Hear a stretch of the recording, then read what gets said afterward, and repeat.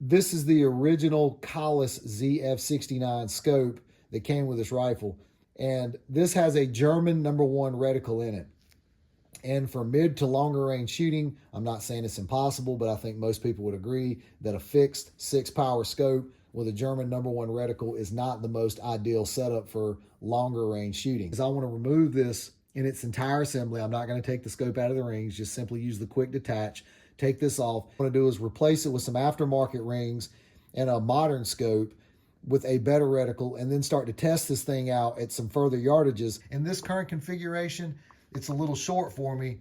I had to loosen up the screws here and push the scope forward. It only came with 1 spacer, and typically there are 4 spacers and the butt plate on the end. So I found online 2 spacers, so I'll have 3 of the 4 spacers.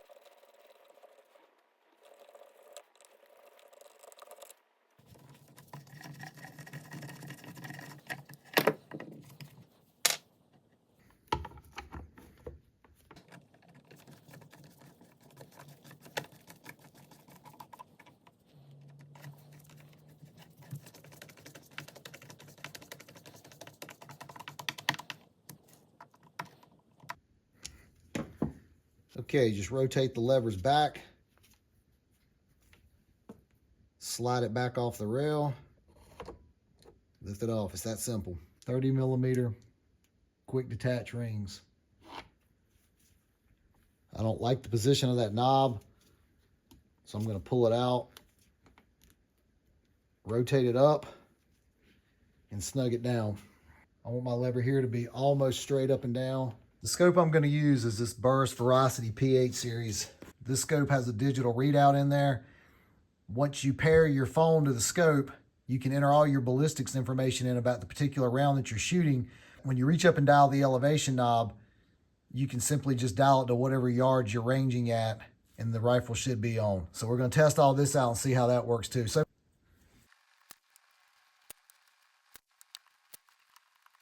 all right, let's get it to the range and get it sighted in at 100 yards.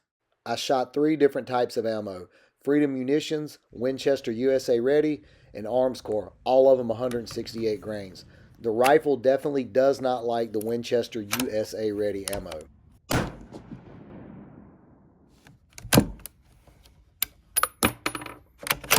At 25 yards, my group was high. With the turret at the top already at the 0 stop, I had to loosen up the set screws, spin it a little bit forward, retighten the set screws, then I could give myself some more downward adjustment.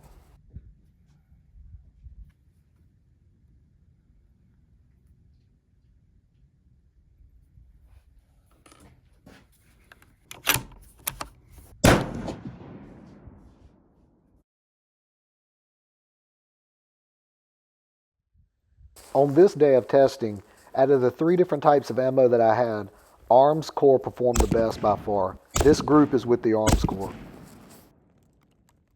Arms Corps ammo can sometimes be a little spotty to find, and there's not a lot of information out there about it. So I wanted to test the other ammo that I had, and these are just some random shots with that ammo just to see what it did.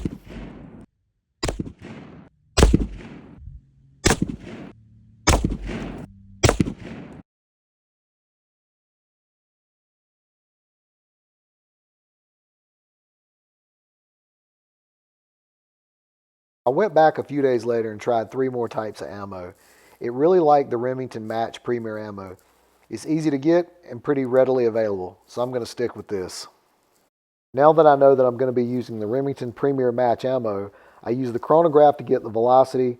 I went into the Burris app, input all the ballistics data, then I uploaded it to the Burris Veracity series scope. Now it's time to go back out to the range and test the scope and see how well it'll perform. I set up 3 random targets at 165, 293, and 525 yards. The one at 525 yards was giving me a little bit of problem because there's a lot of foliage up there and my rangefinder was giving me different readings. But eventually when I got it ranged in at 525 and dialed that into the scope, it worked well. So far, the Veracity Series PH scope is doing a good job, at least out to 525 yards. I need to test it further to see if it'll continue to give results. So far, I am really enjoying this scope. For an occasional shooter like myself, it's nice to have a scope like this where once you get it set up, you can simply turn the turret to whatever you're ranging yardage-wise and then be on target. And it also provides the flexibility to upload multiple bullet profiles, so if you have to change ammo, you can simply upload that profile.